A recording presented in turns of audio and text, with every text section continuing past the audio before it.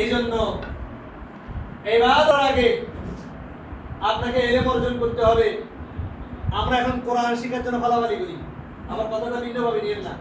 সাহাবায়ে কেরাম বলছেন, একজন সাহাবী বলছেন, হাদিসটা আবু দাউদ বা ইবনে মাজাহর মধ্যে এসেছে, আমাদের যুগে আমরা আন নাতাকাল্লাম আল ঈমান আন নাতাআল্লাম আল ঈমান ক্বাবলা আল কুরআন ক্বাবলা নাতাআল্লাম আল কুরআন ক্বাবলা তাআল্লুম আল কুরআন। আমরা কোরআন শিখার আগে ঈমানের জ্ঞান অর্জন করতাম। কিসের জ্ঞান? ঈমানের জ্ঞান। আচ্ছা, ঈমানদার না হলে আপনি কোরআন শিখে লাভ আছে? আর আল্লাহর সাহাবী বলছেন, আজকের যুগে তোমরা ঈমান শিখা বাদ দিয়ে আগে শিখতেছো কি? কোরআন। কোরআন। আমাদের মধ্যে আছে না? কোরআন সহি শুদ্ধ করবে, তার ঈমানের সহি নেই, কি নাই? কথা বুঝেননি? পরীক্ষার হলে গেলেন, প্রশ্ন কমন পড়েছে, লিখে একদম সত্যানাশ করে ফেলেছে, কিন্তু ভুলে rule number registration number set করে লিখতে ভুলে গেছেন। আপনি পাস না ফেল? ফেল। ফুল আনসারের দাম আছে? খাতা কার, সেট কোড কি, রোল নাম্বার কি, আপনার আইডেন্টিফিকেশনে নাই, আপনার ভোটার আইডি কার্ড নাই, রোহিঙ্গা। আল্লাহর কাছে আপনি কি বেওয়ারিশ? আপনার কোনো পরিচিতি নাই।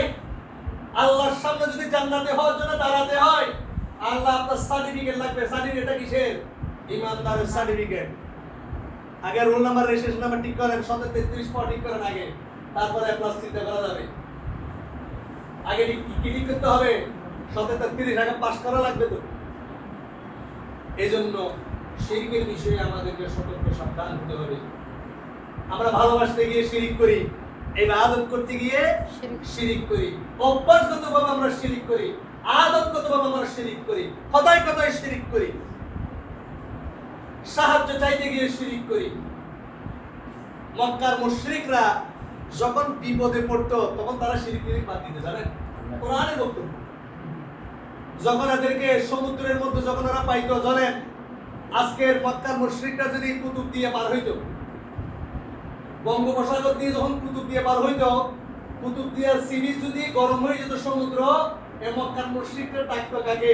আল্লাহকে। আর আজকের যুগে মুসলমানরা ডাকবে আব্দুল মালিক শাহকে, মালিক শাহ মাসান। কথা বুঝে নিব না।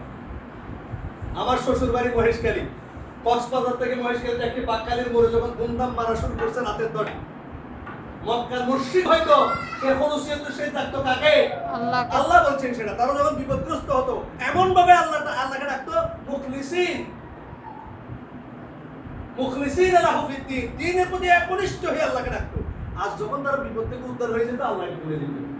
আর আমরা এখন ফির রাখা ও সিদ্ধা, ভালো অবস্থায় মন্দ অবস্থায় আল্লাহকে বাদ দিয়ে কাকে ডাকি? কথা বুঝেন? ডরের জন্য গরিবুল আশা, শেফার জন্য মিসকিন। আপনি মামলা মোকদ্দমা বেঁধেছেন, যাবেন কোথায়? মামলা মোকদ্দমার কোনো সমস্যা চট্টগ্রামের মানুষ না জানো? মামলা মোকদ্দমার সমস্যা হয়েছে, কে বাঁচাবে? আল্লাহ। আরে এটা তো আপনারা কি দেয়া চট্টগ্রামে কোথায় যায় জানেন না আপনারা? আমরা তো বেশি হয়ে গেছে। আমার সাথে যাক কি জানেন? জানেন আমার শুনে পেশকার ছিলেন, উনি কি ছিলেন? পেশকার ছিলেন।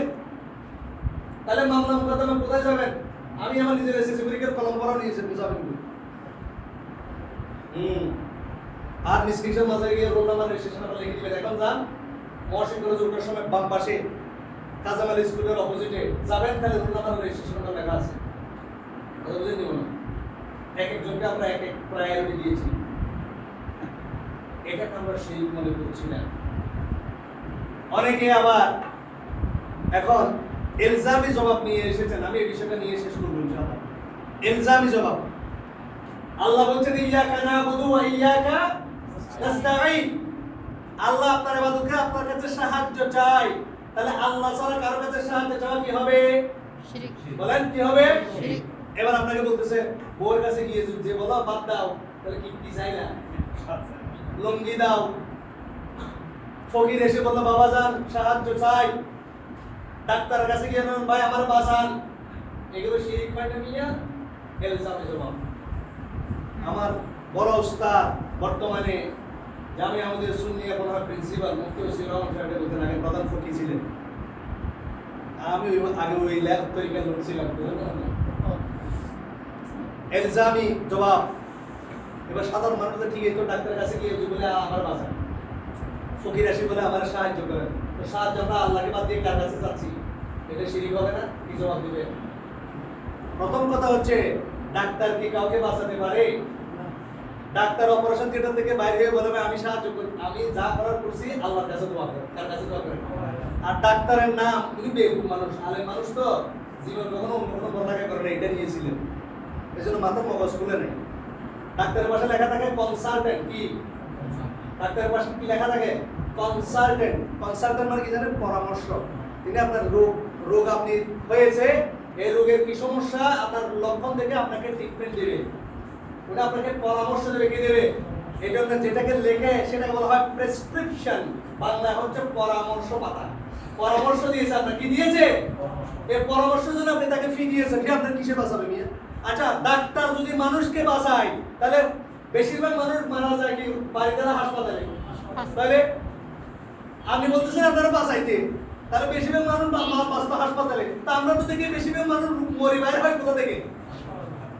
আজকে আমার বাইরে তো অসুস্থ গেছে, নিয়ে যাবেন কোথায়? হাসপাতালে। বেশিরভাগ মানুষ মরে করে না হাসপাতালে, তো বাঁচাইলো কই? তাহলে এটা একটা ভুল জবাব। 2 নাম্বার হচ্ছে আমরা আমাদের স্ত্রীর কাছে সাহায্য চাই, এটা হচ্ছে দুনিয়াবি সহযোগিতা। এটা আল্লাহর কাছে চাওয়া আর আমার স্ত্রীর কাছে লুঙ্গি চাওয়া কি এক? না। এটা হচ্ছে কি? সহযোগিতা। যদি আমার স্ত্রীর সামনে হাঁটু গেলে যদি বলে আমার রিজিক দাও, এটা কি হবে? শিরিক। কথা বুঝলেন না? স্ত্রীর সামনে বসাই, এবার যদি বলো তুমি বসো, আমার রিজিক দাও, আমার একটা সন্তান দাও, এক্সাক্ট কাজটা ওরা কিন্তু করে। কথা বুঝতে পেরেছেন? আর প্রথম কথা হচ্ছে আমরা সাহায্য চাই জীবিত মানুষের কাছে, আর ওনারা সাহায্য চাই কোন মানুষের কাছে? মৃত মানুষের কাছে। আলোচনাটা লম্বা হয়ে যাবে। যদি বলেন পৃথিবীর সমস্ত মানুষ জিন্দা, আউলিয়া একরাম জিন্দা, ওলিরা জিন্দা, আমি আপনাকে প্রশ্ন করি পৃথিবীর কোন মানুষ মরা? একটা মানুষ যখন মারা যায় তখন সে তাকে যখন খাটিয়ায় শোয়ানো হয়, সে যদি নেককার হয় সে বলতে থাকে আমাকে তাড়াতাড়ি নিয়ে যাও, আর সে যদি বদকার হয় তাকে সে চিৎকার করে আমাকে কোথায় নিয়ে যাচ্ছ।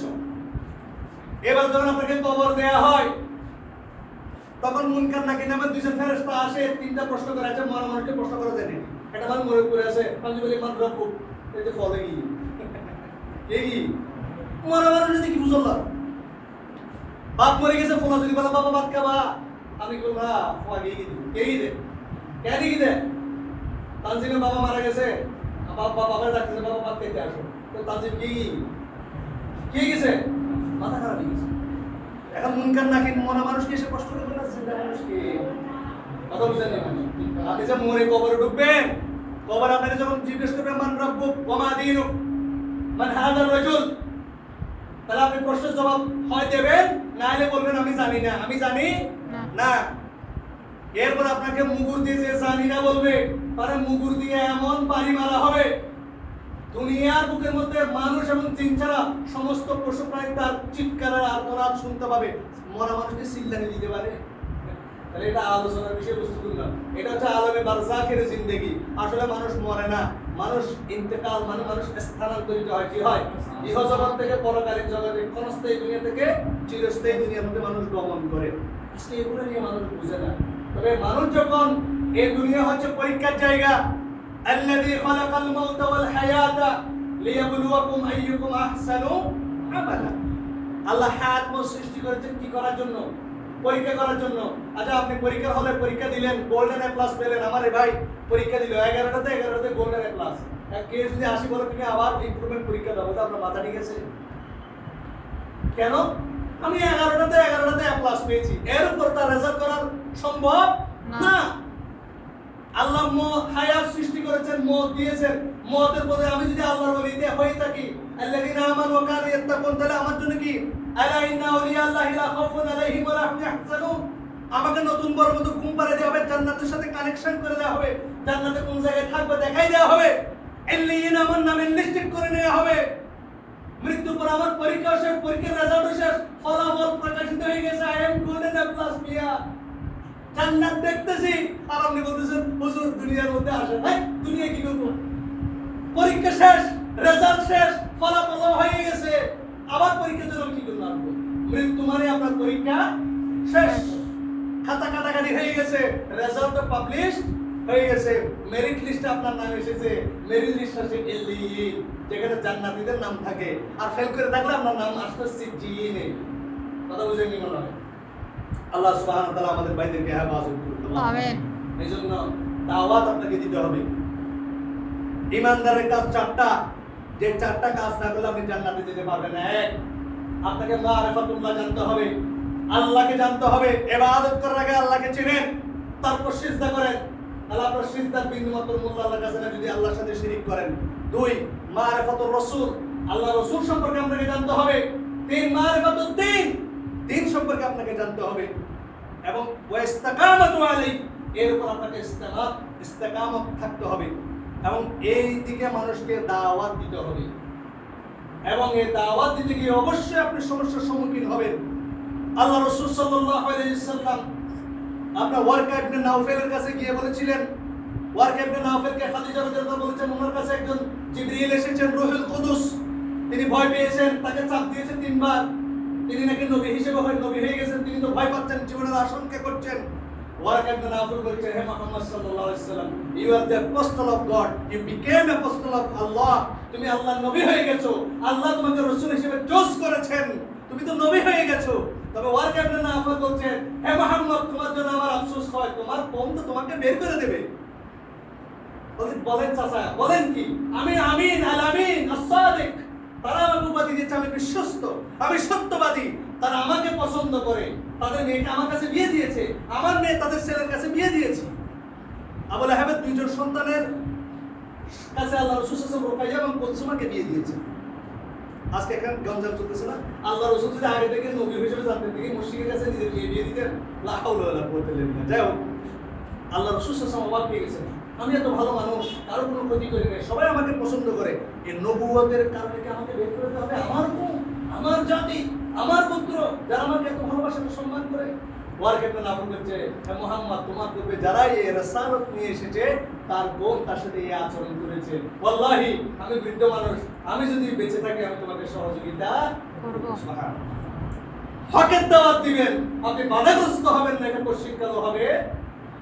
এজন্য হকের দাওয়াত থেকে আপনি পিছিয়ে যাবেন মানে, আল্লাহ বলছেন, ইউবতালাল আবদু আলা হাসাবি দীনি, মানুষকে তার দ্বীনদারির উপর পরীক্ষা করা হয়। ফাইন কানা ফি দীনিহি সুলবা ইস্তাদ্দা বালাহু, সে যদি দ্বীনের প্রতি কঠোর হয়, তার জন্য আল্লাহ বড় বড় আযাব দেন, বড় বড় পরীক্ষা করেন। ওয়াইন কানা ফি দীনিহি রিক্কা উবতুলি আলা হাসাবি দীনি, সে যদি দ্বীনদারির ক্ষেত্রে নমনীয় হয়, আল্লাহ তাকে তেমন কোনো পরীক্ষা করেন না। তো দ্বীনদারকে আল্লাহ বেশি পরীক্ষা করেন কেন? আইয়ুন নাসি আশাদ্দু বালা, কোন কোন মানুষকে ইয়া রাসূলুল্লাহ বেশি পরীক্ষা করা হয়েছে? আল আম্বিয়া, নবীদেরকে আল্লাহ বেশি পরীক্ষা করেছেন, অথচ নবীরা ছিলেন মাসুম। কেন? কারণ আল্লাহ চান নেককার বান্দারা দুনিয়ায় থাকতে ছোটখাটো যে ভুলগুলো করে, বিপদ আপদে আবিষ্কৃত হয়ে তাদের গুনাহগুলো যেন মাফ হয়ে যায়, আল্লাহর কাছে যেন দারাজাত তাদের বাড়ে, দুনিয়ার মধ্যে তারা জান্নাতি হিসেবে যাতে বিচরণ করতে পারে, এবং মৃত্যুর সাথে সাথে তাদের জন্য যাতে জান্নাত অবতরিত হয়ে যায়। সুবহানাল্লাহ। এটা আমাদের জন্য, আমাদের মাইয়াজাত, আমাদের ক্যারেক্টারিস্টিক্স, আমাদের বৈশিষ্ট্য। হকের পক্ষে আপনাকে দাওয়াত দিতে হবে, এবং বেহকের পক্ষে আপনাকে কথা দিয়ে, কলম দিয়ে, জবান দিয়ে, ঐক্যবদ্ধ শক্তি দিয়ে আপনাকে প্রতিবাদ করতে হবে। এটা হচ্ছে উম্মতি মুহাম্মদী হিসেবে আপনার দায়িত্ব। মান রাআ মিনকুম মুনকারান ফালিয়ুগাইয়িরহু বিয়াদিহি, যদি আপনি কোনো অন্যায় দেখতে পান, আল্লাহর সাথে শিরিক করছে, মুসলমান নাম দিয়ে দিন ইসলামের বিপরীত কাজ করা হচ্ছে, আর আপনি তাসবিহ গুনছেন, তাসবিহ দ্বারা কোনো দাম নাই। বাইরের দিকে যত মরিয়াছে, ভিতরের দিকে তত দুর্নীতিতে মোরা বাড়িয়ে চলেছে গরু ছাগলের মতো। 200 কোটি মুসলমান দিয়ে কি হবে? একজন ওমর ইবনে খাত্তাব রাদিয়াল্লাহু তাআলা তাকে যথেষ্ট হতো। সম্মানিত উপস্থিতি, দুর্নীতিতে বাড়ি লাভ নাই, আপনার মাকাম এটার মধ্যে বাড়বে না। হকের প্রতি আপনাকে দৃঢ় থাকতে হবে, নবীদের তরিকায় ধৈর্য সহকারে, সবর সহকারে হকের দাওয়াত আপনাকে দিয়ে যেতে হবে।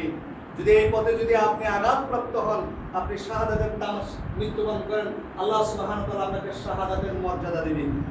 ইত্তেবাউস সুন্নাত যদি আপনার জান যায়, একটা সুন্নাতকে প্রতিষ্ঠিত করার জন্য আপনার যদি মৃত্যু হয়, আপনি 50 জন শহীদ সাহাবী সমান সওয়াব আপনার আমলনামায় আল্লাহ দিবেন। এত সুন্দর। এজন্য আল্লাহ সুবহানাহু ওয়া তাআলা আমাদেরকে আশরিকু ফি ইবাদাতিল্লাহি তাআলার মধ্যে থেকে বিরত থাকার তৌফিক দান করুন। ওয়া মিনহু আযযাবহু লিগায়রিল্লাহ, এই শিরকের মধ্যে আল্লাহ ছাড়া আল্লাহর নাম ব্যতীত অন্যের নামে জবাই করাও সংশ্লিষ্ট। আপনি মনে করতে পারেন আল্লাহর নামে যদি যে কোনো কাজ যদি আল্লাহর নামে নেওয়া হয় এটা আপনার জন্য হালাল হয়ে যাবে। আমরা অনেকে মনে করি যে যে পশুটা আল্লাহর নামে অন্য নামে জবাই করলে এটা হারাম, আল্লাহর নামে জবাই করলে হালাল বুঝাই দিই। হিন্দুর বিয়ে হচ্ছে, কার বিয়ে? হিন্দুর বিয়ে। বন্ধু বললো দোস্ত তুই আসতে পারবি, খাইতে পারবি, কেয়া কথা আমি বাবুরচি দিয়ে গেছি মুসলমান, বাবুরচি দিয়ে জবাই করেছি আল্লাহু আকবার দিয়ে, তারপরে এটা আপনার জন্য খাওয়া কি বৈধ না অবৈধ? কেন? উপলক্ষটা হচ্ছে হিন্দুর বিয়ে, এখানে আল্লাহু আকবার বলতে কাজ হবে যা আল্লাহ ব্যতীত অন্য কারো উদ্দেশ্যে জবাই করা হয়েছে। জবাই তো করা হয়েছে দুইজন এমন নরনারীর বিয়ের জন্য যে বিয়েটাই বৈধ না, তাহলে আল্লাহু আকবার হাজার বলে কি হবে? আপনি আল্লাহর নাম ছাড়া আপনি গায়রুল্লাহকে খুশি করার জন্য, ওলিয়া পীর বুজুর্গকে খুশি করার জন্য, জিনকে কোন কবরবাসীকে খুশি করার জন্য জবাই করছেন। আল্লাহু আকবার 1000 বার নিলে ওই আল্লাহু আকবারের দ্বারা ওই পশুর গোশত আপনার জন্য হালাল হবে না। কাল্লাযী কাইয়াযবাহুনা লিল জিন আও লিল কবর। এজন্য আল্লাহ ছাড়া আর কারো জন্য কারো নামে জবাই করা যাবে, আল্লাহ ছাড়া আর কারো উদ্দেশ্যে জবাই করা যাবে না। আর কারো মনোরঞ্জন করার জন্য, সন্তুষ্ট করার জন্য জবাই করা যাবে না। এটা শিরকের অন্তর্ভুক্ত। এটা আপনি শিরকে আকবর করে ফেললেন। কোন ব্যক্তিকে, কোন বুজুর্গকে খুশি করার জন্য তার জন্য যদি আপনি জবাই করেন, তার জন্য যদি আপনি মান্নত করেন, আপনি আল্লাহর তাওহীদুল উলুহিয়্যাতের মধ্যে, আল্লাহর ইবাদতের মধ্যে আপনি ভাগ বসালেন, আল্লাহর উলুহিয়্যাতে আপনি ভাগ বসালেন। ভয় করার মালিক কে? তাওয়াক্কুল করার মালিক কে? সালাতের মালিক কে? আল্লাহ। আপনি যে ভয় পাবেন সে ভয়ের হকদার কে? আল্লাহ। আল্লাহ। মান্নাতের হকদার কে? জবে করবেন কার নামে? আল্লাহর নামে। এটা সবকিছু তাওহীদুল উলুহিয়্যাতের অন্তর্ভুক্ত। আল্লাহ সুবহানাহু ওয়া তাআলা আমাদেরকে শিরকটা গোজার এবং শিরক থেকে বেঁচে থাকার তৌফিক দান করুন। আল্লাহুম্মা আমিন। আকুলু কওলি হাযা ওয়া আস্তাগফিরুল্লাহ লি ওয়া লাকুম ফাস্তাগফিরুহু ইন্নাহু হুয়াল গফুরুর রহিম।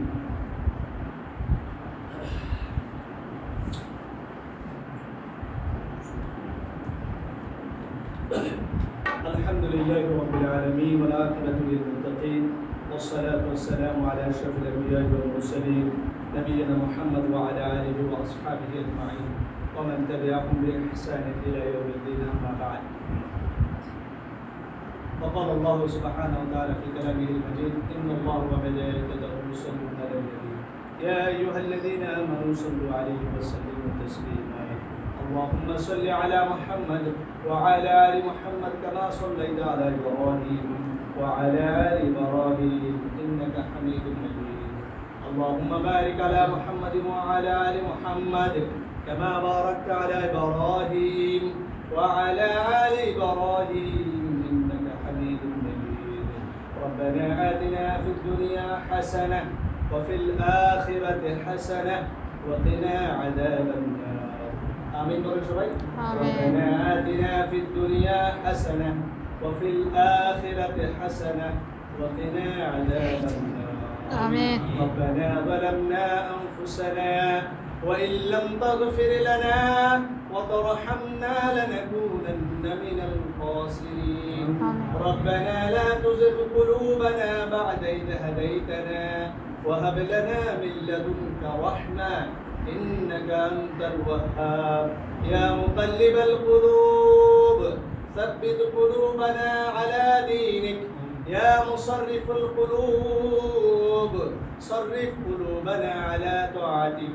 واعف عنا واغفر لنا وارحمنا أنت مولانا فانصرنا على القوم الكافرين. اللهم علق بين قلوبنا وأصلح ذات بيننا وانصرنا على عدوك وعدونا.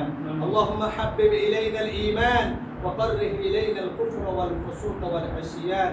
اللهم انصر من نصر دين محمد صلى الله عليه وسلم واجعلنا منهم وخذل من خذل دين محمد صلى الله عليه وسلم ولا تجعلنا منهم.